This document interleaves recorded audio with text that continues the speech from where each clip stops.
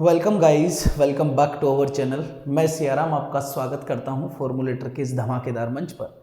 तो जैसा कि हम लोग जानते हैं कि हम लोगों ने प्रीवियस क्लास में अनबैलेंस फॉल्ट के बारे में पढ़ा था। ओके, आज हम उस अनबैलेंस फॉल्ट के टाइप्स के बारे में बात करेंगे, जिसमें सबसे पहला और इम्पोर्टेंट टाइप आता है हमारा SLG फॉल्ट। तो आज शुरुआत यहीं से करेंगे, SLG फॉल्ट। नाम आप लोगों को इसका पूरा याद ही होगा, that is your single line to ground, single line to ground fault. Okay, तो ये फॉल्ट कैसा होता है इसको समझते हैं। देखो, अगर मान लो आपके ये एक 3 फेज की लाइन है, इस तरीके से ये 3 फेज ये लाइन है यू। अगर इसमें सपोज डेट आपके तीनों फेज है, ये R हो गया, ये Y हो गया, ये B हो गया, ठीक है ना।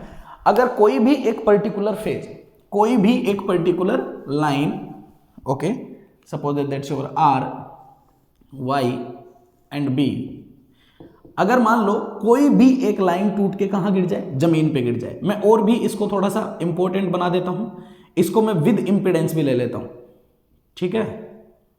ओके, कुछ इस तरीके से मान लो एक फेज था, इधर से जनरेटर से क्या आ रही थी, सप्लाई आ रही थी, इसमें बराबर करंट जा रही थी I ऑफ R, इसमें करंट जा रही थी I ऑफ Y, इसमें करंट जा रही थी कितनी, I ऑफ B। एक बैलेंस सिस्टम था। अगर मान लो कोई एक फेज टूट के कहां गिर जाए, जमीन पे गिर जाए, तो इसमें जाने वाली जो करंट होगी उस करंट को हम नाम देंगे फॉल्ट करंट। क्या बोलेंगे, फॉल्ट करंट। अगर एग्जामिनर आपसे फॉल्ट इंपेडेंस की बात करे तो आप fault impedance Z of F को इंक्लूड करना। अगर एनालिसिस या आप एग्जामिनर आपसे फॉल्ट इंपेडेंस की बात ना करे तो आप इस Z ऑफ F की वैल्यू को 0 मान लेना, ठीक है। तो हम Z ऑफ F को इंक्लूड करते हुए चलते हैं। अगर वो बात नहीं करेगा तो फाइनल जो फॉर्मूला निकलेगा उसमें Z ऑफ F की वैल्यू को हम 0 कर देंगे, कोई दिक्कत वाली बात नहीं है, सही है। ओके, देखो तो भाई अगर मैं डेफिनेशन देना चाहूं इस फॉल्ट की, डेफिनेशन क्या होगी, तो मैं क्या बोल सकता हूं, ओके, कि when one phase out of 3 is connect to the ground,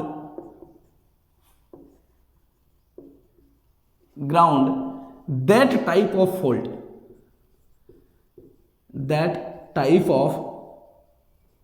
fault, is called SLG। Definition समझ में आई कि अगर सर तीनों लाइन में से कोई भी एक ट्रांसमिशन लाइन अगर ग्राउंड से टच हो जाए या मान लो टूट के जमीन पे गिर जाए तो मेरे सिस्टम में आने वाले फॉल्ट को मैं SLG फॉल्ट बोलता हूं। अब देखो, जब तक सिस्टम में फॉल्ट नहीं था, जब तक सिस्टम में फॉल्ट नहीं है, ठीक है ना। अगर मैं बात करूं कब की, बिफोर फॉल्ट की, तो क्या मैं ऐसा बोल सकता हूं कि जब तक फॉल्ट नहीं था जब तक तो कोई परेशानी नहीं थी। सिस्टम कैसा था, बैलेंस सिस्टम था, सही बात है कि नहीं है। सिस्टम कैसा था, बैलेंस सिस्टम था। मतलब sir I of R plus I of Y plus I of B, इन तीनों का सम कितना आएगा, 0 आएगा, क्योंकि मेरा सिस्टम अभी तक जब फॉल्ट नहीं आया होगा तो कैसा रहा होगा, बैलेंस फॉल्ट रहा होगा, है ना।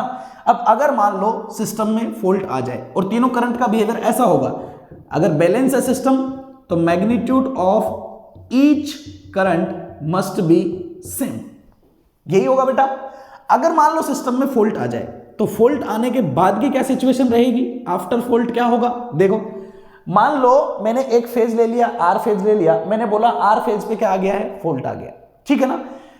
तो इस फेज में आने वाली करंट जब I ऑफ R यहां पे आएगी तो उसे 2 रास्ते दिखेंगे। एक रास्ता दिखेगा इधर जो आगे जाके किससे कनेक्टेड है, लोड से, इधर पीछे कौन है, जनरेटर, ठीक है ना। तो यहां कौन कनेक्टेड है, लोड कनेक्टेड है। तो जब ये आगे जाएगा तो इसे कौन दिखाई देगा, लोड दिखाई देगा। तो ये क्या करेगा भाई, कि लोड के पास जाएगा या नहीं जाएगा। तो ये क्या बोलेगा, अरे भाई अगर मैं लोड के पास जाऊंगा तो मुझे बहुत ज्यादा अपोजिशन प्रोवाइड करना पड़ेगा, तो ये तो सिंपल रास्ता चूज करेगा। कौन सा रास्ता चूज करेगा, यहां से चूज करेगा ना सर, ये डायरेक्ट ग्राउंड हो चुका है, सही बात है नहीं है। तो ये पूरी करंट इधर से आएगी और पूरी की पूरी करंट कहां चले जाएगी, ग्राउंड में चले जाएगी। मतलब I ऑफ R जो रहेगा वो आपका इक्वलाइज हो जाएगा किसके बेटा, फॉल्ट करंट के। क्या यहां तक किसी को कोई दिक्कत है, ये पॉइंट्स याद रखना, जो जो पॉइंट्स मैं करवा रहा हूं समझना कि अगर single line to ground fault आता है तो जिस फेज पे फॉल्ट आता है उस फेज की पूरी करंट कन्वर्ट हो जाती है किसमें, फॉल्ट करंट में। पूरी की पूरी करंट कहां चली जाती है, ग्राउंड में। मतलब फॉल्ट आने के बाद में आर फेज में जो भी करंट आएगी वो लोड के पास नहीं पहुंचेगी, कहां जाएगी, फॉल्ट को डिफाइन करेगी। क्लियर है कि नहीं है, बिल्कुल सही बात है ना बेटा। अब देखो सर अगर मान लो इसमें फॉल्ट आ गया तो एक्चुअली यहां तो जनरेटर है, आगे तो क्या है, जनरेटर है। अब भाई जनरेटर मेरा ऐसा ही तो होता है ना कि एक फेज यूं है, दूसरा यूं है और तीसरा यूं है, ऐसे ही होता है। मान लो ये बी हो गया, ये कनेक्ट कर दिया, ये वाई है, ये कनेक्ट कर दिया, ये आर है, ये कनेक्ट कर दिया, ऐसा ही है। एक्चुअली देखा जाए तो तीनों का मिडिल पॉइंट तो एक ही है। करंट चाहे आई ऑफ आर हो, चाहे आई ऑफ वाई हो, चाहे आई ऑफ बी हो, सबका सेंटर पॉइंट तो एक ही है। और यहां से ये जो करंट होती है इसी करंट को हम लोग बोलते हैं क्या, न्यूट्रल करंट। एक्चुअली डायग्राम तो ऐसा ही है, ये न्यूट्रल का इंपीडेंस ले लो, ये न्यूट्रल करंट ले लो। सही बात है कि नहीं है, बताओ ऐसा ही होगा कि नहीं होगा, क्या परफेक्ट है कि नहीं है, बिल्कुल करेक्ट है ना। ओके तो सर जब तक सिस्टम में फॉल्ट नहीं आएगा ये न्यूट्रल करंट कितनी रहेगी, जीरो रहेगी, क्योंकि तीनों का सम क्या है, जीरो है। अब जैसे ही सिस्टम में फॉल्ट आया, अब देखो इस वाले फेज पे अभी भी लोड कनेक्टेड है, इस वाले फेज पे अभी भी लोड कनेक्टेड है। तो जब इस पॉइंट से करंट निकलेगी, बाहर निकलेगी, तो उसके पास में पहले जब फॉल्ट नहीं था तो तीन रास्ते थे, एक रास्ता ये था, एक रास्ता ये था और एक रास्ता ये था। और तीनों रास्तों के ऊपर बराबर बराबर लोड लगा हुआ था, क्योंकि लोड भी कैसा था, बैलेंस था। सिस्टम कैसा था, बैलेंस था। तो बेटा अगर बराबर बराबर लोड था तो तीनों में बराबर बराबर करंट बटी हुई थी, है ना। अब क्या हुआ, फॉल्ट आ गया, तो अब क्या हुआ, सर इसके ऊपर तो लोड है ही नहीं, ये तो यहां जाके सीधा ग्राउंड हो गया, इसके ऊपर तो लोड नहीं है, लोड डिस्कनेक्ट हो गया। तो यहां से जब करंट निकलेगी तो सोचेगी मैं जाऊं कहां, वो सोचेगी इसमें जाऊं क्या, अरे इस पे तो लोड लगा हुआ है, इसमें जाऊं क्या, इस पे भी लोड लगा हुआ है, तो मिनिमम इंपीडेंस कहां है, सर यहां है। तो बेटा पूरी की पूरी करंट इधर से जाना शुरू कर जाएगी, मतलब सारी करंट उस फेज में होते हुए फ्लो होगी जिस फेज पे फॉल्ट आएगा। मतलब ये करंट भी जीरो हो जाएगी, I of Y is also zero and I of B is also zero. ये चीजें समझ में आई कि नहीं आई, परफेक्ट है। अगर इस आर फेज का अगर यहां से देखो कि वोल्टेज कितना रहेगा तो आप ये भी देख सकते हो कि ये ग्राउंड से टच हुआ है इधर से, मान लो इधर से करंट आ रही है आई ऑफ एफ, तो इसको आप बोल सकते हो फॉल्ट वोल्टेज। जो फॉल्ट वोल्टेज रहेगा वही आर फेज का वोल्टेज रहेगा, बिकॉज ये न्यूट्रल भी थे, ग्राउंडेड ही मानते हो आप, यहां से लेके यहां तक। सही बात है। तो आप बोल सकते हो कि सर V ऑफ एफ जो रहेगा वो I of F into Z of F रहेगा, ग्राउंड के रेस्पेक्ट में आर फेज का वोल्टेज। देखो ये ग्राउंड है, यहां पे ये कितना है, V ऑफ एफ है, इसको आप क्या लिख सकते हो, V ऑफ आर भी लिख सकते हो। क्या ये सारी लाइनें आपको समझ में आई। कोई भी फॉल्ट आए, कोई सा भी फॉल्ट आए, फॉल्ट आते ही सबके पहले क्या काम करना है, समझ जाइए, उस फॉल्ट को देखो और उस फॉल्ट से आपको जो जो समझ में आ रहा है वो सारी चीजें लिख लो।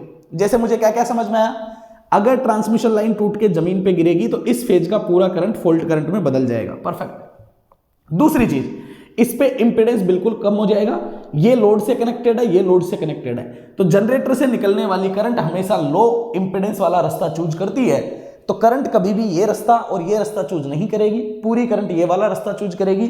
तो आई ऑफ वाई भी जीरो हो जाएगा, आई ऑफ बी भी जीरो हो जाएगा, पूरी की पूरी करंट इधर से जाएगी और बिहेवियर होगा कुछ ऐसा। अब सिस्टम तो अनबैलेंस है भाई, ये तो मुझे समझ में आ गया, क्योंकि दो करंट जीरो है, सिर्फ एक ही है, तो पूरा का पूरा फोर्स ये दिखाएगा, तो सिस्टम कैसा हो गया, अनबैलेंस हो गया।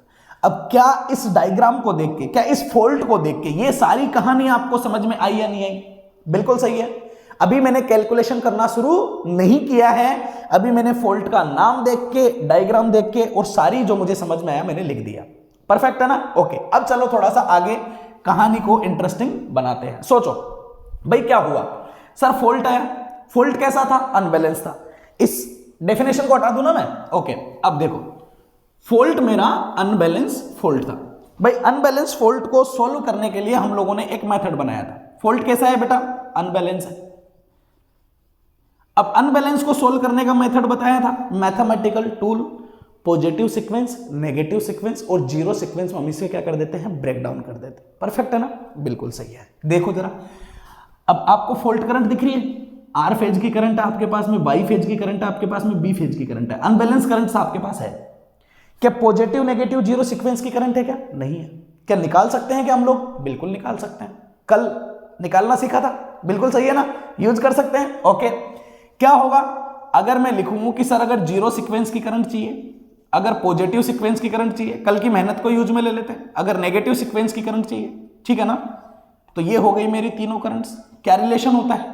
इक्वलाइज होता है 1/3 के, यहां पे क्या आता है 1 1 1 1 a square a 1 a square, और ये इस तरीके से बिहेवियर होता है। जरा चेकआउट करो, क्या यही होता था क्या? I of R, I of Y and I of B, क्या यही बिहेवियर है? चेक करो जरा, क्या यही बिहेवियर था? अरे क्लियर है कि नहीं है कहानी? बिल्कुल सही बात है ना। तो सर पॉजिटिव नेगेटिव और अगर मैं जीरो को देखूंगा तो मेरा किस्सा मुझे कुछ ऐसा नजर आएगा 1 1 1 1 a square a 1 a square, I of R, I of Y and I of B। Clear है? इन चीजों को थोड़ा सा आप क्लियर करने की कोशिश करें। अरे समझ में आ गया है? आप चेकआउट, हमेशा आप चेकआउट भी कर लिया करो किसी चीजों को। देखो अगर आप I ऑफ Y को देखोगे तो I ऑफ R0, ये a इधर आ जाता है, a स्क्वायर इधर हो जाता है, तो a टाइम्स ऑफ IR1 बनेगा। बताओ क्या पॉजिटिव सीक्वेंस में I ऑफ Y जो होता है क्या वो a टाइम्स ऑफ IY1 होता है क्या? चेकआउट कर लो। देखो ये गलत है या सही भी है, आप चेक कर लो। I ऑफ Y जो होता है वो होता है I of Y0, I of Y1, I of Y2, यही होता है। ये आपका IR0 होता है, परफेक्ट है। ये I ऑफ Y1 बताओ, क्या याद करो, RYB ऐसे था, ये a square times of IR1 होता है, और ये आपका a टाइम्स ऑफ y इसमें यहां हो जाता है तो R2 होता है, कुछ ऐसा होता है। तो उसमें आता है 1a स्क्वायर a, जब ये इधर होता है ये इधर होता है तो 1a स्क्वायर a बनता है ना। उल्टा करने पे ये उल्टा हो जाता है, तो 1a स्क्वायर होना चाहिए ये, और 1a स्क्वायर a होना चाहिए, ठीक है ना। देख लो भाई, मुझे चीजें याद नहीं रहती, मैं पहले ही बताया था आपको, सही बात है। कॉन्सेप्ट क्लियर होने चाहिए, बस चीजें याद रखने की कोई जरूरत है नहीं, ठीक है ना। हाँ, आप करते रहोगे तो ऑटोमेटिकली वो चीजें याद भी हो ही जाती है। अब देखो फंडा क्लियर है पूरा, कोई कंफ्यूजन वाला माहौल किसी के नहीं होना चाहिए, बिल्कुल सब कुछ परफेक्ट होना चाहिए। परफेक्ट है कहानी, अब आगे चल सकते हैं। ओके, जरा देखो बेटा, सुनो ध्यान से। अगर मैं इसकी बात करूं इस सिस्टम की, तो यहां पे मुझे क्या मिल रहा है, I ऑफ R जो है इसकी वैल्यू I ऑफ F के बराबर है, परफेक्ट है। I ऑफ Y मुझे कितना मिल रहा है, 0 मिल रहा है। I ऑफ B की वैल्यू मुझे कितनी मिल रही है, 0 मिल रही है। यही बिहेवियर है। चलो सोल्व कर लेते हैं। अगर मैंने IR0 निकाला, अगर मैंने IR0 निकाला तो बिहेवियर क्या होगा, सोचो। इट्स 1/3, परफेक्ट है। 1 से मल्टीप्लाई होगा IF, बाकी ये भी 0 से, ये भी 0 से, 1/3 टाइम्स ऑफ IF मिलेगा। ओके, अगर मैंने निकाला I of R1 positive sequence current, 1/3, इसको मल्टीप्लाई करो 1 से, IF मल्टीप्लाई होगा, परफेक्ट है। 0 से ये होगा, 0 से ये होगा, बाकी सब 0। अगेन अगर मैंने किया नेगेटिव सीक्वेंस करंट तो 1/3, यहां से ये 1/3, 1 से IF a स्क्वायर, 0 से a, फिर से 0 से, तो 1/3 टाइम्स ऑफ IF मिलेगा। यहां से तो मुझे एक कहानी समझ में आ रही है। क्या समझ में आ रही है? देखो, positive negative and zero sequence current, तीनों की करंट की वैल्यू सेम है, 1/3 times of I of F, है या नहीं है? तो क्या बोल सकता हूं मैं यहां से कि sir for SLG fault IR0, IR1, IR2 all equals to 1/3 times of I of F। Very very very very very important line, ठीक है ना। याद रखोगे क्या लिखना है, for SLG the positive negative and zero sequence current are same.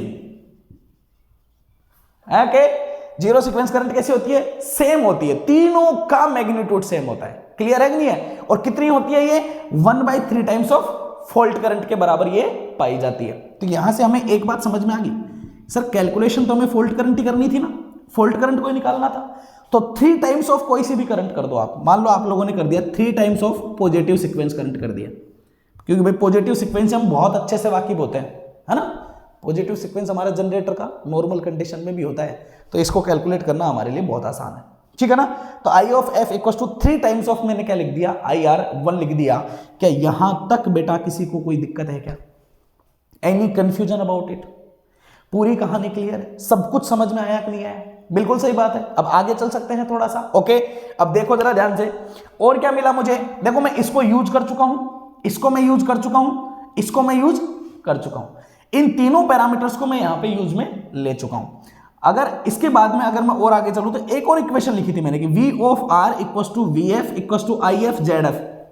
Sir इसको use में नहीं लिया हमने, चलो सही बात है बेटा, इसको भी यूज में ले लेते हैं। देखो भाई कंक्लूजन हमारे पास में जितने निकले उतने ही हमारे लिए बेटर है, सबको निकालेंगे, कुछ नहीं छोड़ेंगे, ठीक है। ओके देखो, तो अगर मैंने इसका रिप्रेजेंटेशन किया, जरा ध्यान से समझना, it's my V of R equal to I of F Z F. इस आई ऑफ एफ को आप आई ऑफ आर भी लिख सकते हो, कोई दिक्कत नहीं है, जेड ऑफ एफ एक ही बात है। आर फेज में जो करंट रहेगी वो पूरी की पूरी फॉल्ट करंट में जाएगी, सही बात है। या अगर ये तो जनरल कंडीशन में था, आप नॉर्मल कंडीशन में देखोगे तो बिहेवियर ये आ गया है आपका, ओके। अब देखो बेटा, ये आर फेज का वोल्टेज था, वाई का क्या रहेगा, बी का क्या रहेगा, अरे करंट ही नहीं है यहां पे, तो उनकी वैल्यू तो 0 ही रहनी है, सही बात है, ओके। चलो इसको भी ब्रेक डाउन करते हैं, क्योंकि सिस्टम अनबैलेंस है, तो किस में तोड़ेंगे बेटा, पॉजिटिव, नेगेटिव और जीरो सीक्वेंस में इनको क्या करेंगे हम लोग, ब्रेक डाउन करेंगे, सही बात है, ओके। देखो अगर मैं वोल्टेज की बात करूं V ऑफ R की, तो इसको मैं 3 पोर्शन में तोड़ सकता हूं, zero sequence, positive and negative, and this is your I of F times Z of F। क्या यहां तक किसी को कोई दिक्कत है क्या? पूरा क्लियर है कहानी, ओके। अब देखो ये वोल्टेजेज को समझना आप लोगों के लिए थोड़ा सा इंपॉर्टेंट है। अब किस तरीके से इंपॉर्टेंट है उसको थोड़ा सा हम लोग समझते हैं। देखो अगर मान लो यहां तक मैं बात करूं तो यहां पे सिर्फ 2 कंपोनेंट आ रहे हैं, एक जनरेटर है और उसके बाद में ट्रांसमिशन लाइन।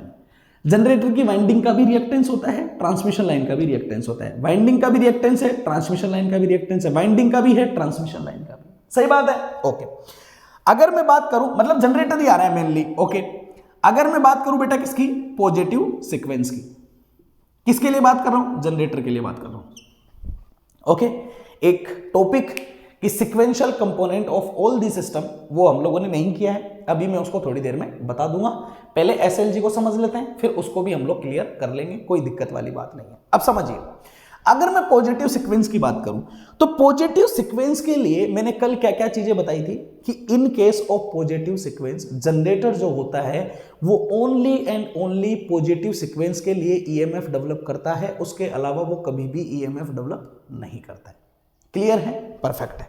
देखो जरा ध्यान से, तो अगर मैं जनरेटर को बनाऊंगा, किसके लिए बना रहा हूं बेटा, पॉजिटिव सीक्वेंस के लिए, तो बिहेवियर कुछ ऐसा होगा कि मान लो ये जनरेटर का रिएक्टेंस है और ये जनरेटर ने यहां पे एक ईएमएफ को क्या कर रखा है, डेवलप कर रखा है, ठीक है।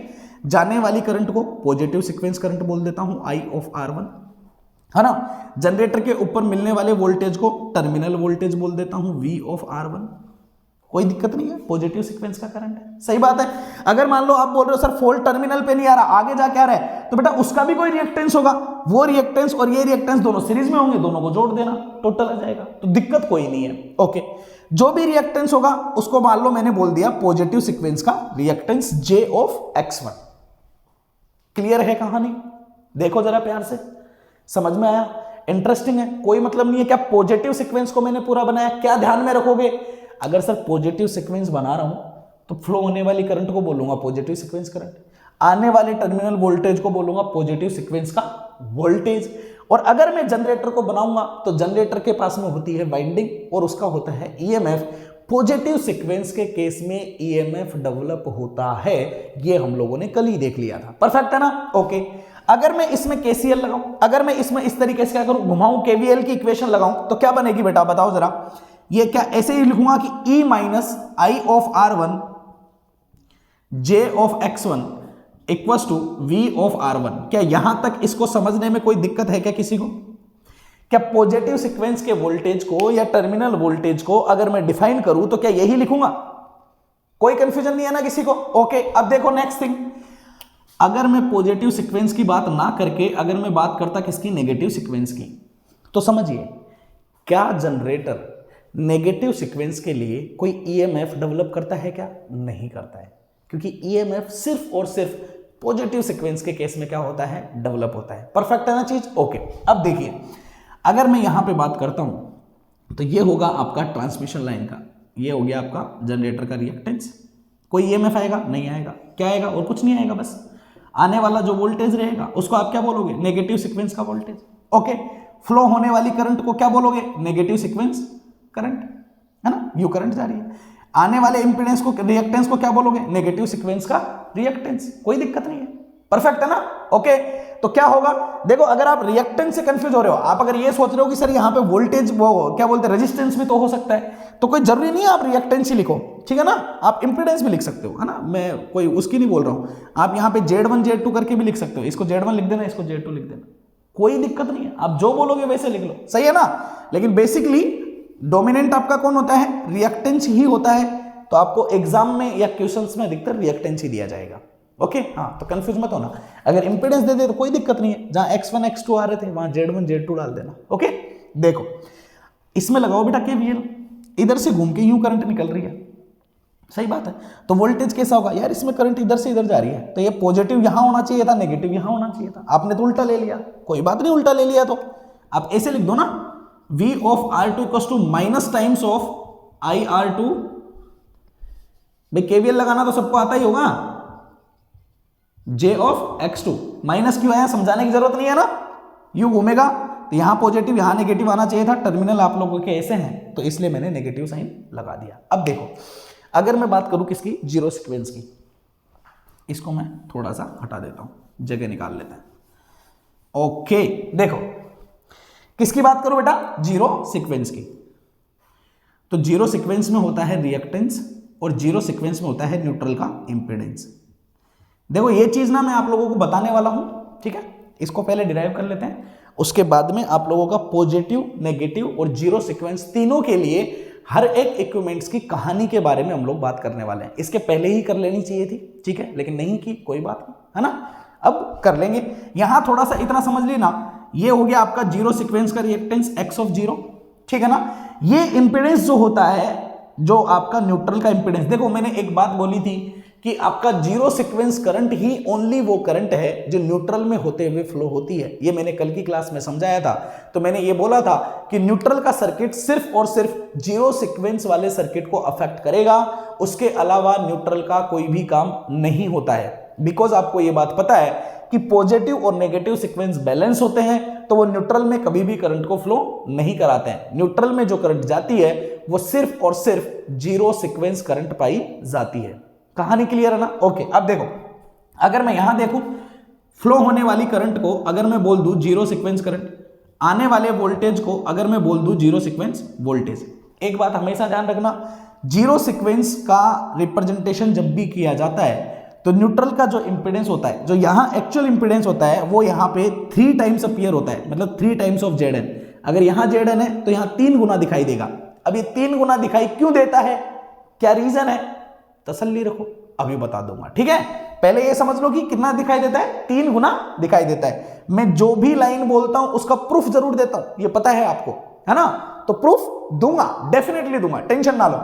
अभी इसको समझ लो, तो सर करंट इधर जा रही है, लगाओ भाई इसमें KVL लगाओ, क्या लिखोगे, VR of zero equals to minus of IR0 that is your 3 times of Zn, 3 times of Zn plus J of X zero, ठीक है, 3 टाइम्स ऑफ न्यूट्रल का impedance plus J of X zero या Z0, आपको जो भी लिखना हो, कोई कंफ्यूजन नहीं है ना, सब कहानी क्लियर है। ओके, या आप सब जगह Z ही लिख रहे हो तो इसको भी आप J ऑफ XN ही कर लो, है ना, इसको भी आप XN ही कर लो।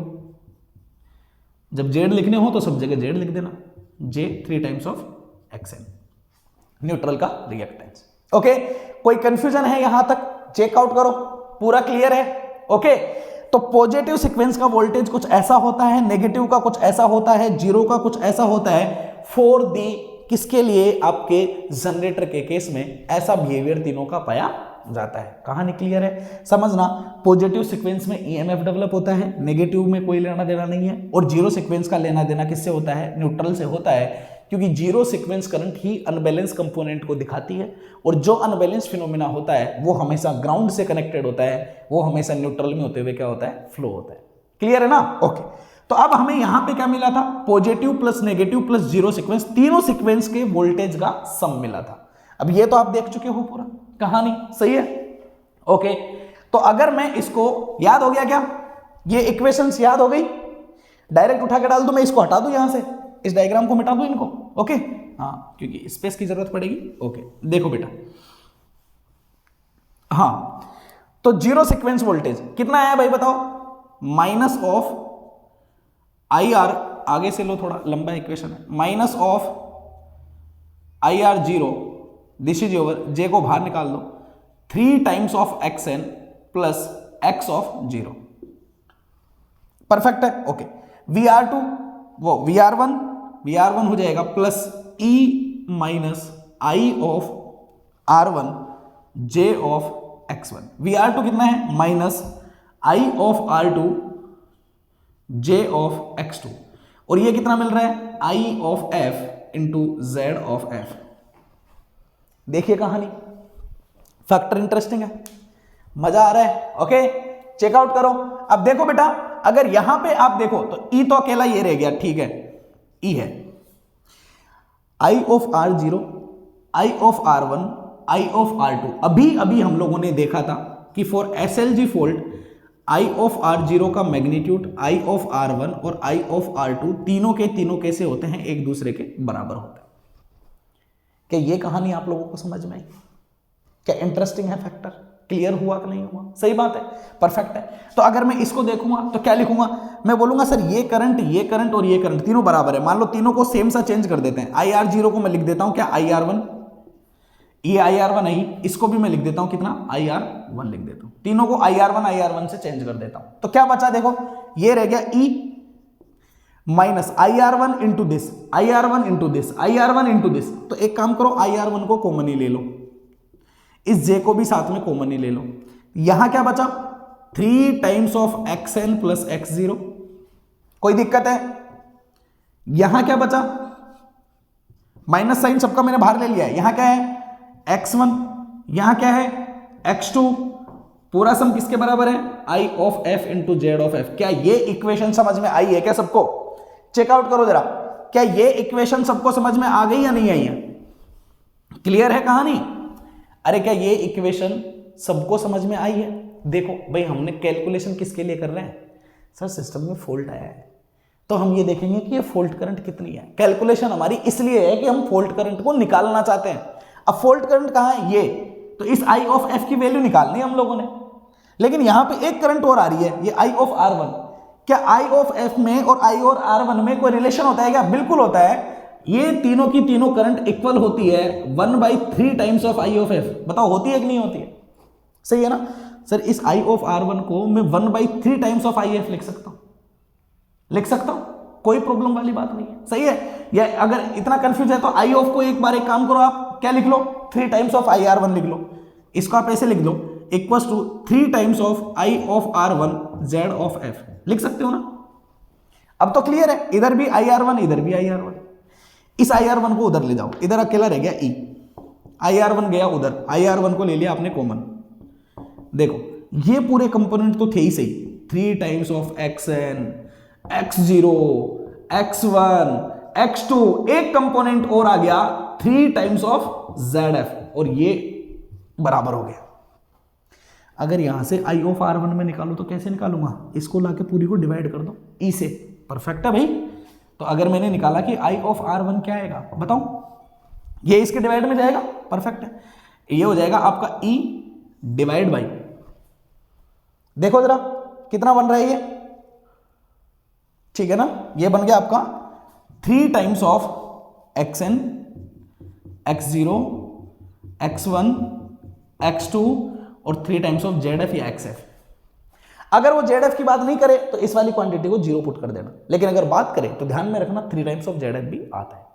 IR1 नहीं निकालना था हमें निकालनी थी फॉल्ट करंट निकालनी है तो बेटा 3 से मल्टीप्लाई कर देना IR1 को, दिक्कत कहां है? अगर आपको I ऑफ F निकालना है तो वो 3 टाइम्स ऑफ IR1 होता है, तो इसको 3 से मल्टीप्लाई कर दो पूरे को, xn, x0, x2, x1 और 3 टाइम्स ऑफ ZF। अब जरा सोच के देखो, ये very very very very important formula होता है single line to ground fault का। अगर फॉल्ट निकालना है आप लोगों को तो ऊपर 3 टाइम्स ऑफ वोल्टेज आता है, नीचे पॉजिटिव सीक्वेंस, नेगेटिव, जीरो, सबका क्या आता है? सम आता है। ध्यान रखना, ओनली SLG फॉल्ट ऐसा होता है जिसमें सारे रिएक्टेंस इंक्लूड होते हैं, पॉजिटिव सीक्वेंस का, नेगेटिव सीक्वेंस का, जीरो सीक्वेंस का, तीनों का सम नीचे आता है। अगर न्यूट्रल आ गया तो आप जानते हो न्यूट्रल का अपीयरेंस 3 टाइम्स होता है, तो 3 टाइम्स ऑफ XL लगाओगे। अगर Z ऑफ F आ गया तो वो भी न्यूट्रल की तरह काम कर रहा है, तो उसका अपीयरेंस भी 3 टाइम्स होगा, तो 3 टाइम्स ऑफ ZF यूज में लोगे। क्लियर है कि नहीं है? ओके, ये होता है आपका SLG फॉल्ट। आप लोगों को करनी थी कैलकुलेशन करके हम लोगों ने पूरा का पूरा फॉर्मूला क्या कर दिया है? डेवलप कर लिया है। ओके, अब चीजों को थोड़ा सा ध्यान से समझने की कोशिश करना। देखो बेटा, SLG फॉल्ट जब होता है, जब आपकी ट्रांसमिशन लाइन जो होती है, कोई ट्रांसमिशन लाइन मान लो टूट के कहां गिर जाती है? जमीन पे गिर जाती है। ओके, तो पहली बात तो यह है कि प्रैक्टिकल लाइफ में पाया जाने वाला सबसे most popular fault SLG fault होता है। क्यों? क्योंकि अधिकतर यही होता है, आंधी की हवा चली, तेज हवाएं हैं, बारिश है, कुछ भी है, तो ट्रांसमिशन लाइन अधिकतर टूट के जमीन पे गिरती है। कोई एक वायर टूट के कहां गिर जाता है? जमीन पे गिर जाता है। तो सबसे ज्यादा आने वाला फ्रीक्वेंटली फॉल्ट जो है वो कौन सा है? SLG फॉल्ट है। ठीक है ना? ओके, तो सुनना जरा ध्यान से, ठीक है ना?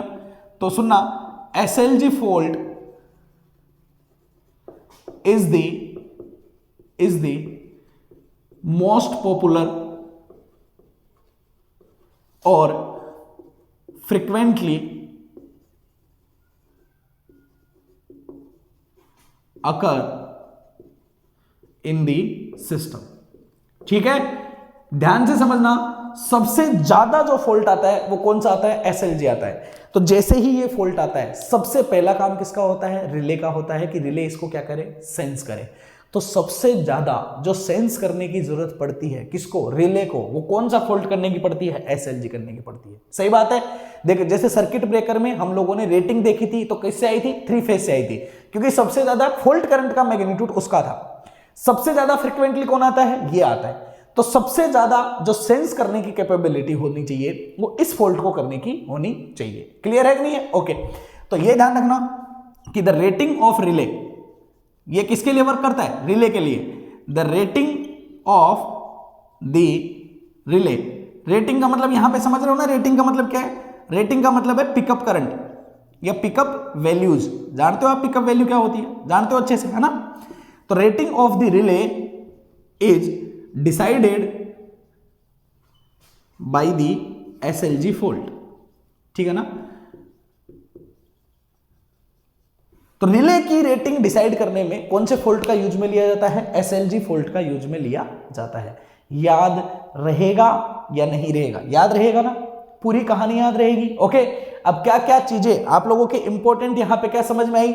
SLG फॉल्ट वो फॉल्ट होता है जब कोई भी ट्रांसमिशन लाइन टूट के अगर जमीन पे गिर जाती है तो SLG फॉल्ट आता है। जिस फेज पे फॉल्ट आता है, फॉल्ट करंट पूरी की पूरी उसमें होते हुए फ्लो होती है, बाकी 2 फेजेज में फ्लो होने वाली करंट ऑटोमेटिकली 0 हो जाती है। सही बात है, परफेक्ट है। इस फॉल्ट को अगर मुझे देखना है, ये एक अनबैलेंस फॉल्ट है, बिल्कुल सही बात है। तो अनबैलेंस फॉल्ट को सॉल्व करने के लिए हम पॉजिटिव, नेगेटिव और जीरो सीक्वेंस की तरफ क्या करते हैं? रन करते हैं, वहां पे दौड़ने की कोशिश करते हैं। सही है? ओके, जब हम इसको चेकआउट करते हैं तो हमें पता चलता है कि पॉजिटिव सीक्वेंस करंट, नेगेटिव और जीरो सीक्वेंस करंट तीनों का मैग्नीट्यूड इक्वल होता है किसमें? SLG फॉल्ट में। ध्यान से समझना इस लाइन को, ठीक है ना? और ये बहुत इंपॉर्टेंट है, काम आएगी, समझना। Single line to ground fault में तीनों टाइप्स की करंट का फ्लो होता है, और मोस्ट इंपॉर्टेंट यह है कि तीनों का मैग्नीट्यूड कैसा होता है? सेम पाया जाता है, और वो magnitude 1/3 times of fault current के क्या होता है? बराबर होता है। ये लाइन बहुत इंपॉर्टेंट है, याद रखना। अगर इसमें तीनों करंट का फ्लो होता है तो आने वाली फॉल्ट करंट जो होगी उसमें तीनों पोर्शंस का क्या होगा? इंक्लूडेशन होगा। मतलब जीरो सीक्वेंस का भी होगा, पॉजिटिव का भी होगा, नेगेटिव का भी होगा। परफेक्ट है। तो फॉल्ट करंट क्या होगी? 3 टाइम्स ऑफ कोई भी करंट, पॉजिटिव, नेगेटिव या जीरो। सही बात है। तो 3 टाइम्स ऑफ ई, और तीनों का कंक्लूजन है तो नीचे जीरो सीक्वेंस का इंपीडेंस भी आएगा, पॉजिटिव का भी आएगा, नेगेटिव का भी आएगा। तो अगर आपको पॉजिटिव का लिखना है तो आपने लिख दिया x1, नेगेटिव का लिखना है तो लिख दिया x2, जीरो का अगर लिखना है तो हम जानते हैं कि जीरो में न्यूट्रल की पोजीशन का भी अफेक्टेड होता है, तो जो रिएक्टेंस होगा वो प्लस 3 गुना आपका किसका रिएक्टेंस होता है, न्यूट्रल का रिएक्टेंस इंक्लूड किया जाता है ना। जेड ऑफ एफ भी ग्राउंड से रिलेटेड होता है, अगर इसमें जेड ऑफ एफ भी आया तो उसको भी हम 3 टाइम्स इंक्लूड करेंगे, लेकिन अधिकतर हमारे क्वेश्चंस में जेड ऑफ एफ की वैल्यू को जीरो मान के चलते हैं। अगर वो बात नहीं करेगा आगे से तो हम भी बात नहीं करेंगे, अगर वो करेगा तो हम भी करेंगे। क्लियर है या नहीं है कहानी? ओके, ये चीज आप लोगों को समझ में आई या नहीं आई? क्लियर रहा पूरा का पूरा? सही है, एकदम परफेक्ट है। ओके, अब चलो एक चीज जो इंपॉर्टेंट थी जिसके बारे में हम बात कर रहे थे, एसएलजी फॉल्ट की कहानी समझ में आ गई पूरी? ओके, अब जो इंपॉर्टेंट थी वो ये थी कि सर हम पॉजिटिव, नेगेटिव और जीरो सीक्वेंस की बात कर रहे थे। जैसे हम लोगों ने अभी जनरेटर को 3 तरीके से रिप्रेजेंटेशन किया था, है ना भाई। आगे जरूरत पड़ी तो हो सकता है हमें ट्रांसफार्मर को भी दिखाने की जरूरत पड़े, वैसे ही है ना, ट्रांसमिशन लाइन को भी दिखानी पड़े, क्योंकि हमारे पास 3 ही कंपोनेंट मेन होते हैं। कौन कौन से होते हैं बेटा? ट्रांसफार्मर, ट्रांसमिशन लाइन और जनरेटर, 3 ही होंगे सिस्टम में, ठीक है ना। ओके, तो सबसे पहले तो हम लोग एक बात देखते हैं, न्यूट्रल की पोजीशन, जो अभी 3 टाइम्स दिखा रहा था ना मैं आपको, कि वो 3 गुना क्यों आता है, समझते हैं। देखो, है ना, तो न्यूट्रल पोजीशन। अब एक बात बताओ, न्यूट्रल कौन से सीक्वेंस को अफेक्ट करता है? पॉजिटिव को नहीं, नेगेटिव को नहीं, किसको करता है? जीरो सीक्वेंस को, ठीक है ना। ओके, तो फर्स्ट लाइन, ठीक है ना, कि the zero sequence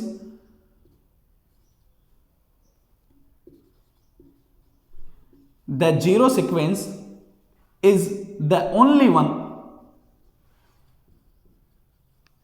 that affect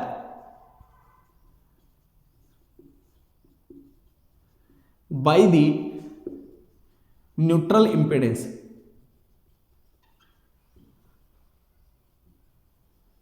by the neutral impedance। Clear है कहानी? ओके, अब सुनो जरा ध्यान से। देखो, अगर भाई मान लो मुझे न्यूट्रल को देखना है तो न्यूट्रल का बिहेवियर कैसा होता है समझिए। देखो, अगर मान लो मैंने एक जनरेटर को बनाया, ये हो गया मेरा जनरेटर, ठीक है। क्या जीरो सीक्वेंस के लिए ईएमएफ डेवलप होता है क्या? नहीं, जीरो सीक्वेंस में कोई ईएमएफ नहीं होता है। परफेक्ट। मुझे देखना है न्यूट्रल का बिहेवियर, तो डायग्राम कैसा बनाना पड़ेगा? जीरो सीक्वेंस का बनाना पड़ेगा। सही बात है, जीरो सीक्वेंस के लिए मैं जनरेटर को बना रहा हूं। तो यहां से 3 फेज है, ये तीनों फेज यहां से ऐसे निकल रहे हैं, ये आर फेज है, ये वाई है, ये बी है। किसके लिए बना रहा हूं? Only and only zero sequence current के लिए। तो यहां से जो करंट जा रही होगी वो आई आर जीरो जा रही होगी, यहां से जो करंट जाएगी वो आई वाई जीरो जाएगी, और यहां से जो करंट जा रही होगी वो आई बी जीरो जा रही होगी। बात बिल्कुल समझ में आई या नहीं आई? बिल्कुल सही। अब हमें जीरो सीक्वेंस में एक कहानी पता है कि सर मेरा आई आर जीरो और आई आर वन और I R two, I R zero, I Y zero और आई बी जीरो, ये तीनों का मैग्नीट्यूड भी सेम होता है और तीनों का फेज सीक्वेंस भी बराबर होता है। अलग अलग फेज सीक्वेंस नहीं होता है। सही बात है कि नहीं? तीनों एक ही डायरेक्शन में होते हैं, है ना। आप ये मत सोचना कि सर आपने फिर ये 120 पे क्यों बनाया। अरे बेटा, ये तो वाइंडिंग है भाई, जनरेटर की वाइंडिंग तो ऐसे ही होती है ना, एक यूं होती है, एक यूं होती है, एक यूं होती है, तो मैंने वाइंडिंग को बनाया, है ना।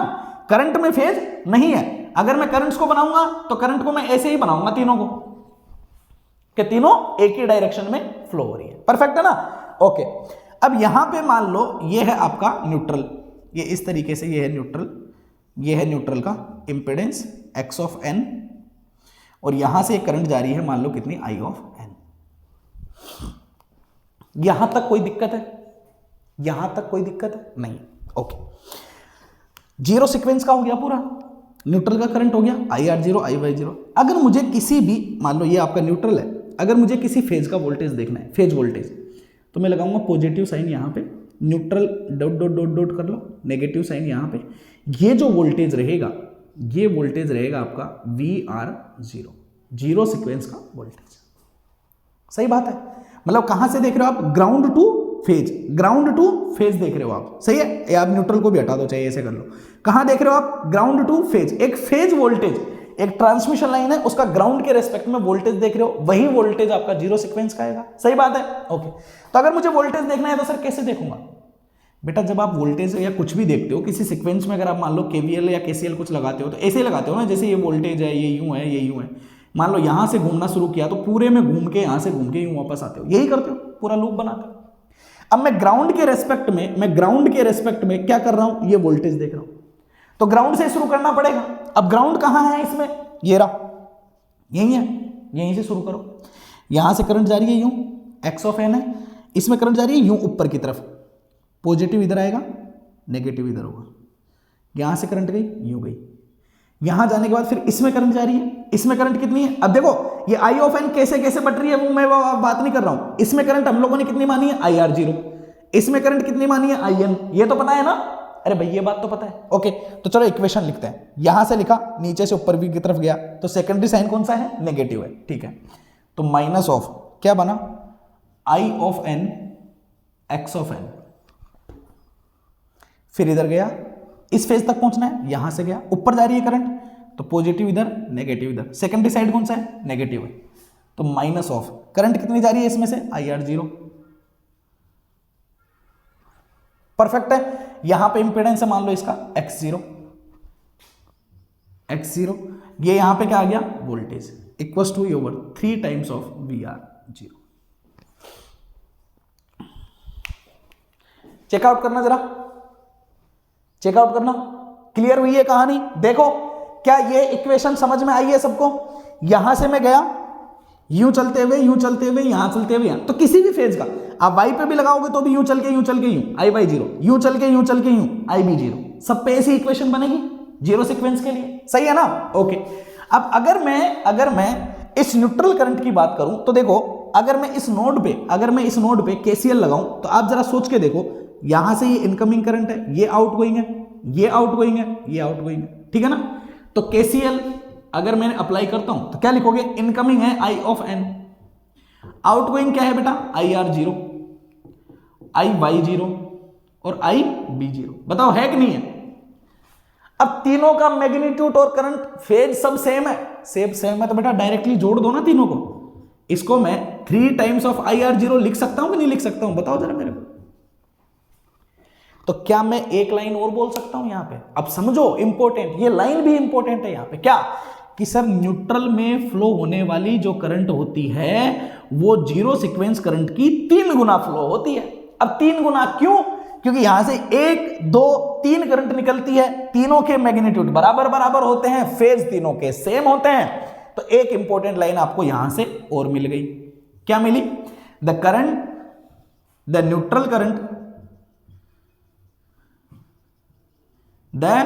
Neutral current is always 3 times of the zero sequence current. थोड़ा डल हो गया ये पेन, क्लियर है? देख लो, the neutral current is always 3 times of the zero sequence current, 3 गुना होती है, ओके। तो अगर आप यहां से इसको पुट इट डाउन करना चाहो तो जरा उठा के देखो, आई ऑफ एन की वैल्यू क्या लिखोगे? माइनस आई एन को क्या लिख सकते हो? 3 times of I R zero, ये हो गया आपका एक्स एन, ये हो गया माइनस, ये हो गया आपका X zero, I of R zero, ये हो गया आपका, ये 3 टाइम्स वी आर जीरो कैसे लिख दिया मैंने? Okay, this is your only V R zero बेटा, ठीक है, प्रिंटिंग मिस्टेक है। Okay, this is your V R zero, zero sequence voltage, perfect है। अगर आई आर जीरो को मैं कॉमन ले लूं तो ये हो जाएगा minus of I R zero, ये बचेगा 3 times of X N plus X zero, और ये हो गया वी आर जीरो के बराबर। क्या इस इक्वेशन को समझने में किसी को कोई दिक्कत है क्या? बताओ, इसी से निकल के आई है ये, इसको समझने में कोई दिक्कत है? ये लाइन सबको परफेक्टली समझ में आई है कि नहीं आई है? पूरा क्लियर है ना? ओके।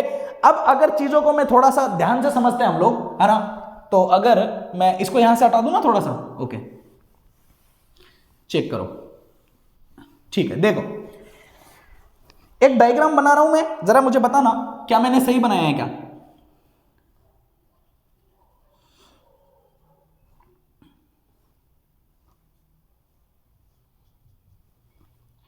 अगर मान लो एक डायग्राम बनाया मैंने ऐसे, अगर मैंने यहां लिखा IR0, अगर यहां मैंने लिखा X0, अगर यहां मैंने लिखा 3 टाइम्स ऑफ XN, अगर मैं ये डायग्राम बनाता हूं और इस डायग्राम में अगर आप क्या लगाते हो, KVL लगाते हो, जरा लगा के देखो, नीचे से करंट जा रही है ऊपर की तरफ, तो माइनस IR0, इंपेडेंस कौन कौन सा है, 3 टाइम्स ऑफ XN और X0, 3 times of XN plus X0, और ये वोल्टेज किसके बराबर मिल रहा है, VR0 के बराबर मिल रहा है। बताओ क्या इस पे अगर लगाओगे तो यही मिलेगा कि नहीं मिलेगा, समझ में आया? अगर इस इक्वेशन को, और क्या ये इक्वेशन और ये इक्वेशन एक ही है, सही है? मतलब अगर एक जनरेटर का, अगर आप लोगों ने इक्विवेलेंट डायग्राम बनाना है, किसके केस में, जीरो सीक्वेंस के केस में, अगर इसका एक इक्विवेलेंट डायग्राम बनाना है तो हमको यह ध्यान रखना पड़ेगा, X0 जो है वो है न्यूट्रल का जो इंपेडेंस होगा, वो इंपेडेंस यहां पे 3 टाइम्स अपीयर होगा। और ये ऐसा पता है क्यों हुआ है? ये ऐसा इसलिए हुआ है कि न्यूट्रल की जो करंट होती है वो जीरो सीक्वेंस करंट से 3 गुना होती है। बेटा समझ में आया कि नहीं आया? सही बात है। तो या तो यहां पे अगर न्यूट्रल करंट दिखाओ तो इसको x/3 करो, या इसको 3 गुना करो, सही है? तो आप तो ये याद रख लेना कि अगर जीरो सीक्वेंस को बनाओगे तो न्यूट्रल का इंपेडेंस हमेशा 3 टाइम्स अपीयर होता है। ठीक है, कहानी समझ में आई? नोट डाउन करना, इसको पॉइंट बना के लिखना। क्या लिखोगे, क्या लिखोगे? In zero sequence representation, point बना के लिखना है यहां पे, नोट लगा के, in zero sequence representation the neutral impedance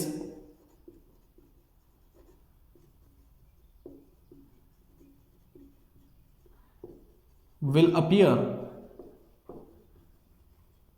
3 times,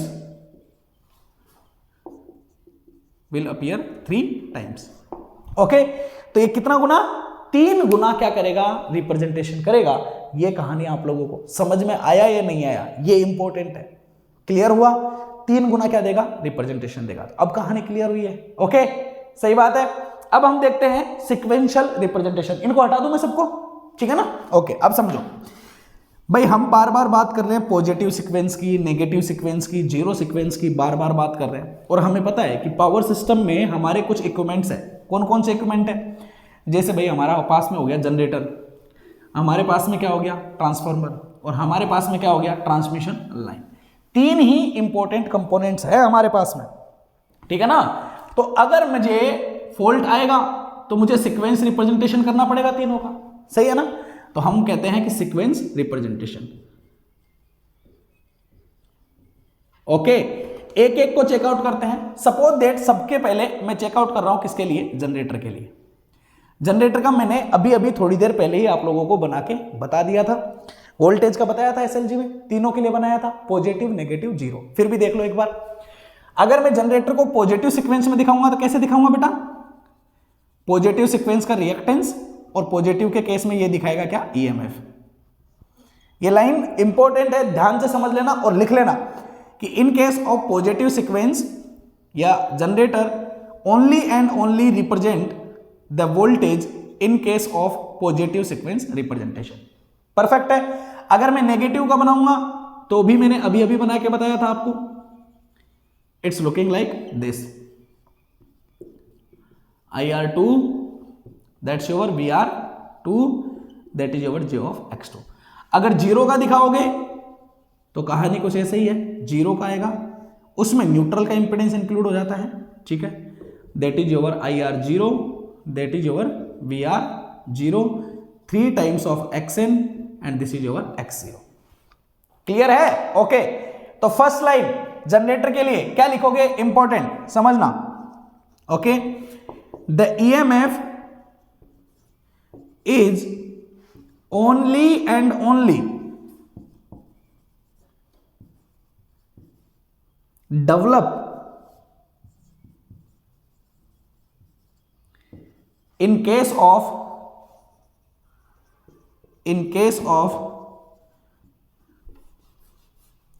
positive sequence representation। Clear है? तो पॉजिटिव सीक्वेंस रिप्रेजेंटेशन में ही सिर्फ और सिर्फ ईएमएफ का डेवलपमेंट होगा।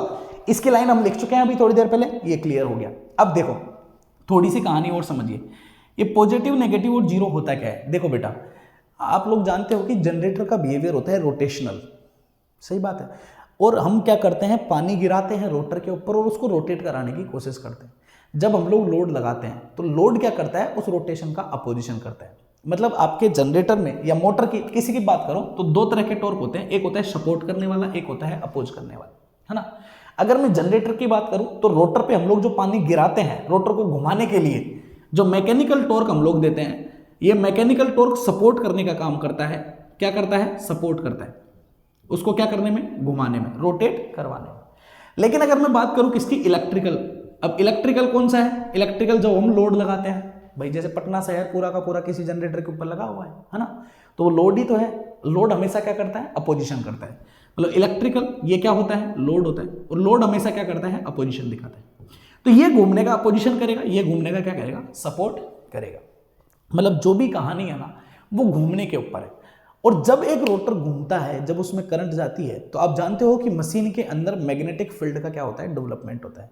वही मैग्नेटिक फील्ड होता है जो या तो सपोर्ट करता है या क्या करता है, अपोज करता है। आप अच्छे से जानते हो ना कि किसी भी रोटेशनल डिवाइस में अगर टॉर्क का प्रोडक्शन करना हो तो कम से कम दो मैग्नेटिक फील्ड का होना कंपलसरी है। इसी वजह से दो जगह वाइंडिंग की जाती है, एक स्टेटर पे की जाती है, एक रोटर पे की जाती है। तो एक रोटर का फील्ड होता है, एक स्टेटर का फील्ड होता है। सही बात है कि नहीं है? बिल्कुल परफेक्ट है। तो अगर मैं बात करूं किसके लिए, जनरेटर के लिए, तो उसमें रोटर जो होता है उसमें मैकेनिकल इनपुट होता है, तो रोटर का फील्ड चलता है आगे आगे, स्टेटर अपोजिशन करता है तो स्टेटर का फील्ड चलता है पीछे पीछे। मतलब पूरी कहानी फील्ड के ऊपर है। अगर स्टेटर में फील्ड है, अगर लोड लगा हुआ है, अब लोड लगा हुआ है, फील्ड कब आएगा, जब करंट होगी स्टेटर की वाइंडिंग में। सही बात है। अगर स्टेटर की वाइंडिंग में करंट्स है तो वो क्या करेगी, रोटर के फील्ड का क्या करती है, अपोजिशन करती है, क्योंकि करंट इलेक्ट्रिकल अपोजिशन दिखाती है। सही बात है। तो रोटर के फील्ड का क्या करेगी, अपोजिशन करेगी। अब बेटा अपोजिशन तब करेगी ना जब स्टेटर की वाइंडिंग्स में क्या होगा, करंट होगा, ईएमएफ होगा, रोटेशन होगा। सही बात है। तो रोटेशन होगा तो अपोजिशन चलेगा, है ना। अब देखो ये सिस्टम भी बैलेंस है, ये सिस्टम भी बैलेंस है। बैलेंस है मतलब आर फेज में, वाई फेज में, बी फेज में बराबर तरीके से सिचुएशन बटी हुई है। दोनों में यहां पे क्या है, अपोजिशन है, क्योंकि यहां पे ये जो सिचुएशन है ये भी आपके सिस्टम में फ्लक्स का प्रोडक्शन करेगा, ये भी सिस्टम आपके सिस्टम में फ्लक्स या मैग्नेटिक फील्ड, क्योंकि दोनों का बिहेवियर कैसा है, आर वाई बी है ना। आपने देखा ऐसे ऐसे आ रहा था ना तीनों का, दोनों का।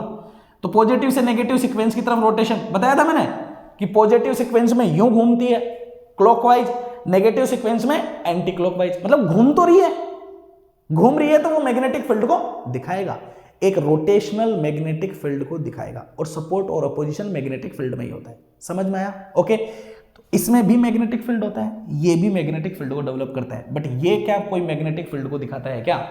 सर यहां तो फेज डिफरेंस ही नहीं है, तो ये मैग्नेटिक फील्ड को दिखाएगा क्या? नहीं दिखाता है। सही बात है। ओके। इसलिए समझना, in case of zero sequence current, no magnetic field, या आप फ्लक्स भी लिख सकते हो, will produce in the armature windings. Clear है कि नहीं है? ये कोई भी मैग्नेटिक फील्ड को डेवलप नहीं करेगा। अगर मैग्नेटिक फील्ड को डेवलप नहीं करेगा तो सोचो, मैग्नेटिक फील्ड, आर्मेचर कौन होता है, स्टेटर। तो स्टेटर की वाइंडिंग में मैग्नेटिक फील्ड क्या दिखाता है, अपोजिशन दिखाता है। तो मतलब आपका ये वाला सिस्टम होता है ना, ये अपोजिशन का काम नहीं करता। जीरो सीक्वेंस की वाइंडिंग अपोजिशन का काम नहीं करती। क्यों? क्योंकि वो खुद का मैग्नेटिक फील्ड डेवलप ही नहीं कर पाती, क्योंकि इनके पास फेज होता ही नहीं। सही बात है। तो ये दोनों बराबर अपोजिशन दिखाती है, दैट्स वाई। अब देखो करंट का अपोजिशन कौन दिखाता है, इंपेडेंस या रिएक्टेंस। भाई प्रैक्टिकल लाइफ में जब हम दिखाने की कोशिश करते हैं तो करंट का अपोजिशन किससे दिखाते हैं, इंपेडेंस से दिखाते हैं। परफेक्ट है ना। तो इसका अपोजिशन और इसका अपोजिशन तो है बराबर, तो x1 is approximate equals to x2 होता है। दोनों कैसे होते हैं, बराबर होते हैं। और जीरो सीक्वेंस का कोई अपोजिशन होता ही नहीं है। मतलब x ऑफ जीरो जो होता है वो काफी ज्यादा क्या होता है, कम होता है इन केस ऑफ जनरेटर। ये लाइन ध्यान रखना।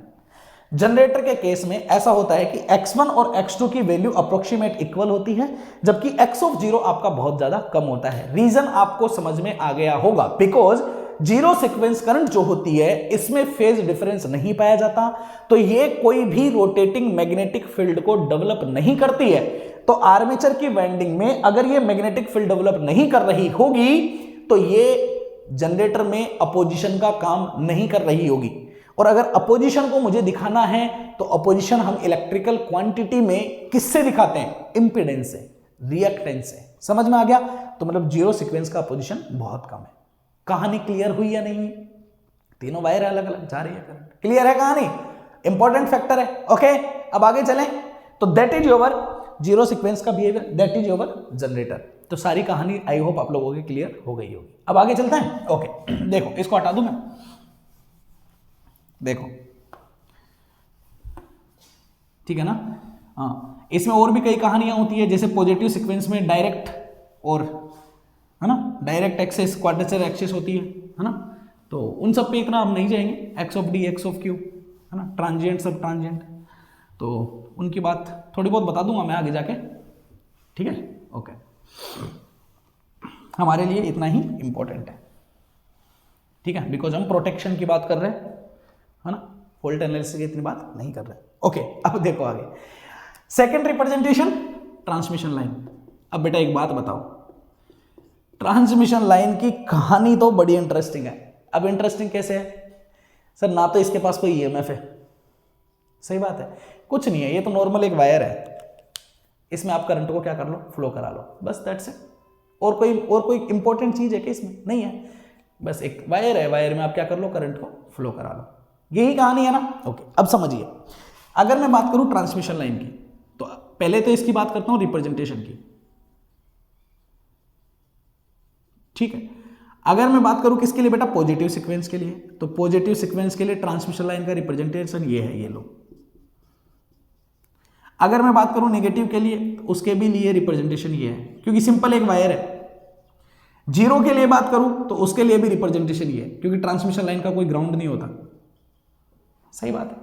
तो ये हो गया मान लो आपका x1, ये हो गया मान लो आपका x2, ये हो गया मान लो आपका x0, परफेक्ट है। तो तीनों का इंपीडेंस कुछ इस तरह का पाया जाता है। अब सोचो, पॉजिटिव सीक्वेंस और नेगेटिव सीक्वेंस का बिहेवियर एक जैसा होता है, क्योंकि दोनों के दोनों बैलेंस होते हैं, 3 फेज में होते हैं, अलग अलग फेज में होते हैं, करंट्स का मैग्नीट्यूड बराबर होता है, सही बात है। तो ट्रांसमिशन लाइन की खास बात यह होती है कि ये पॉजिटिव सीक्वेंस के लिए जितना अपोजिशन दिखाती है, उतना का उतना अपोजिशन ये नेगेटिव सीक्वेंस के लिए दिखाती है। जीरो सीक्वेंस की कहानी अलग है। पहले आप पॉजिटिव और नेगेटिव को समझ लीजिए। नॉर्मल एक वायर है ना। अब आपका करंट ऐसे आ रहा है, 3 फेज है, 120 डिग्री का क्या है, फेज डिफरेंस है, यूं है, समझ गए। तो तीनों की करंट जारी है, तो जैसे करंट इसमें होती है वैसे इसमें होती है, तो दोनों में इक्वल क्या है, अपोजिशन है।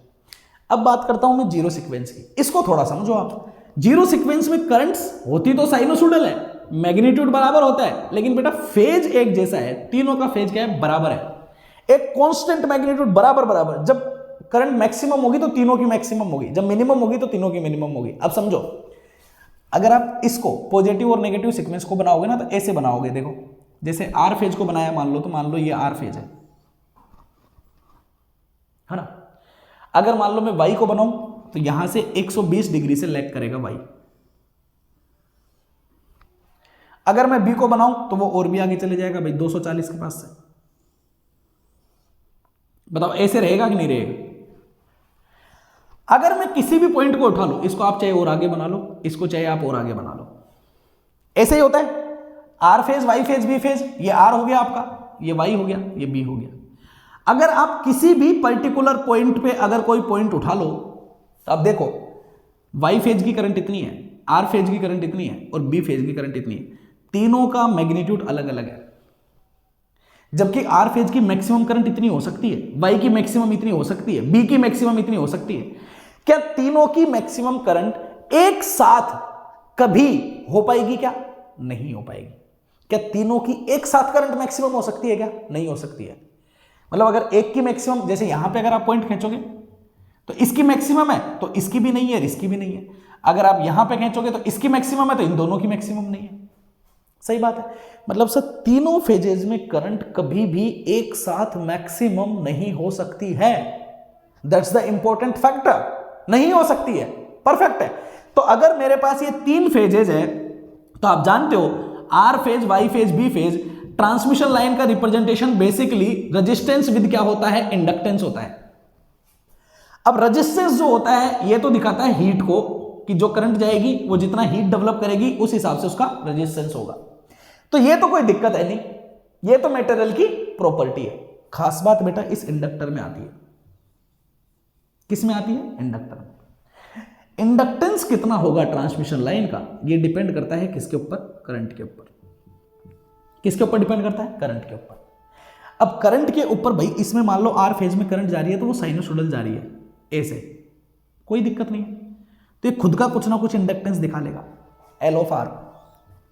ये खुद का कुछ ना कुछ इंडक्टेंस दिखा लेगा, ये खुद का कुछ ना कुछ इंडक्टेंस। अब तीनों करंट कैसी है? साइनोसॉइडल है। वोल्टेज तीनों का कैसा है? बराबर बराबर है। तो ये तीनों अपना मान लो एल एल एल इंडक्टेंस दिखा रही है। पर पता है दिक्कत क्या है? दिक्कत ये होती है कि जब दो फेज एक दूसरे के आसपास होते हैं तो इंडक्टेंस का रिप्रेजेंटेशन होता है अकॉर्डिंग टू मैग्नेटिक फील्ड। कैसे होता है बेटा? According to magnetic field. आप जानते हो जैसे वायर में जब करंट जाती है तो अगर थंब को आप करंट के डायरेक्शन में रखते हो तो इसके चारों तरफ ये एक मैग्नेटिक फील्ड को क्या करता है? रिप्रेजेंट करता है ना। अब अगर मान लो एक वायर यहां है, दूसरा वायर यहां है, अब इस वायर में मान लो जा रही है करंट, तो इसका मैग्नेटिक फील्ड आएगा यूं, तो ये वाला वायर इसके मैग्नेटिक फील्ड में आ जाता है। तो इस वायर में करंट की वजह से इसके ऊपर भी इंडक्टेंस डेवलप होना शुरू हो जाता है और उस इंडक्टेंस को हम लोग बोलते हैं म्यूचुअल इंडक्टेंस।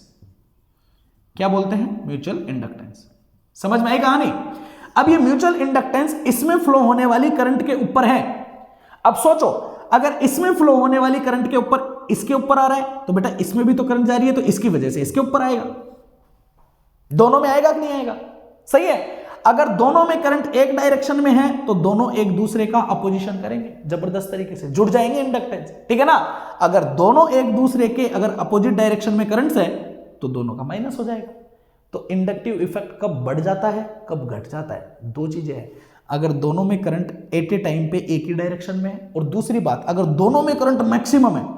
मान लो जब इसमें मैक्सिमम जा रही हो तब इसमें भी मैक्सिमम जा रही हो, तो ये भी इस पे जबरदस्त इंडक्टेंस दिखाएगा और उसी टाइम पे ये भी उस पे जबरदस्त इंडक्टेंस दिखाएगा। मतलब ये बात है एक पर्टिकुलर टाइम की। समझ में आ गया? अगर दोनों की, अब जैसे इसमें मैंने लिया तो अगर ये मैक्सिमम पे है तो ये मैक्सिमम पे नहीं है, तो ये इसके ऊपर ज्यादा दिखाएगा तो ये थोड़ा कम दिखाएगा, तो इंडक्टेंस तो आएगा लेकिन थोड़ा कम आएगा। अगर यही बात मैं जीरो सीक्वेंस के लिए करता ना तो जबरदस्त था। क्यों? क्योंकि जीरो सीक्वेंस में तीनों की करंट यही बनेगी, बस इसी के ऊपर दूसरी बना लो, इसी के ऊपर तीसरी बना लो। तो जब एक फेज का मैक्सिमम होगा ना तब दूसरे का भी होगा और तीसरे का भी होगा। समझ में आया? तो जब इसमें मैक्सिमम करंट होगी ना तो इसमें भी मैक्सिमम होगी, इसमें भी मैक्सिमम होगी। तो उस पर्टिकुलर टाइम पे जब तीनों में करंट मैक्सिमम है, सोचो कितना जबरदस्त म्यूचुअल इंडक्टेंस प्रोडक्शन होगा। सोचो होगा कि नहीं होगा। और अगर बेटा इंडक्टेंस जबरदस्त आ रहा है ना तो आप जानते हो जे ओमेगा एल, यही आपका क्या होता है? रिएक्टेंस होता है, जो क्या करता है? सिस्टम में अपोजिशन करता है। समझ में आई कहानी? अरे समझ में आई कि नहीं आई? म्यूचुअल इंडक्टेंस के, म्यूचुअल रिएक्टेंस के बारे में पढ़ा होगा आप लोगों ने, सही बात है। तो इन case of zero sequence behaviour, तीन वायर है क्योंकि यहां पे रोटेशनल फिनोमेना नहीं है, यहां पे रोटेशनल फिनोमेना नहीं है, ग्राउंडेड नहीं है। तो अगर मैं बात करूंगा जीरो सीक्वेंस की तो मेरे लाले क्या बोलूंगा? मैं ये बोलूंगा कि सर जीरो सीक्वेंस का रिएक्टेंस सबसे ज्यादा हाई होना चाहिए, क्योंकि इन केस ऑफ जीरो सीक्वेंस में म्यूचुअल इंपीडेंस बहुत ज्यादा हाई होगा। क्यों? क्योंकि एक ही टाइम पे तीनों करंट मैक्सिमम पे जा रही है, एक ही साथ जा रही है तीनों की तीनों। समझ में आया? तो इस वजह से यहां पे जीरो सीक्वेंस रिएक्टेंस काफी ज्यादा हाई होता है फॉर ट्रांसमिशन लाइन। कहानी समझ में आ गई? कोई दिक्कत है? कोई दिक्कत नहीं होनी चाहिए, आई हो, सही बात है। ओके, अब अगला जो आता है वो आता है हमारा कौन? ट्रांसफार्मर। कौन आता है? ट्रांसफार्मर। देखो जरा ध्यान से, इसको हटा दो मैं। ट्रांसफार्मर जो होता है, ट्रांसफार्मर जो होता है इसका रिप्रेजेंटेशन भी आप लोगों का ज्यादा अलग नहीं होता है। देखो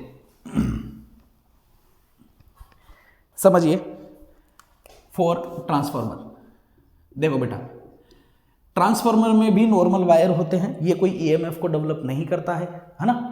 तो इसका सिंपल सा रूल है, इसमें कोई पंगा नहीं है, कोई लेना देना नहीं है, इसका बिहेवियर ट्रांसमिशन लाइन के जैसा ही होता है। जैसे अगर पॉजिटिव सीक्वेंस की बात करोगे तो एक नॉर्मल रिएक्टेंस, ईएमएफ तो होना ही नहीं है। नेगेटिव सीक्वेंस की बात करोगे तो नॉर्मल रिएक्टेंस। हाँ, जीरो सीक्वेंस की अगर आप बात करोगे तो जीरो सीक्वेंस में थोड़ा सा प्रॉब्लम है। प्रॉब्लम इसलिए है क्योंकि जीरो सीक्वेंस जो होता है ये आपके सिस्टम में किसको दिखाता है? न्यूट्रल को दिखाता है। जानते हो ना, जीरो सीक्वेंस न्यूट्रल को दिखाता है। और ट्रांसफार्मर में प्राइमरी और सेकेंडरी साइड न्यूट्रल होता है। जानते हो ना, आप ग्राउंडेड करते हैं ना, है ना। तो अभी ये है आपका जीरो सीक्वेंस, ये है आपका नेगेटिव, ये है आपका पॉजिटिव सीक्वेंस। ठीक है, ओके। देखो, तो पॉजिटिव सीक्वेंस का रिएक्टेंस मान लो x1 है, इसका मान लो x2 है, ये मान लो कितना है? x0 है।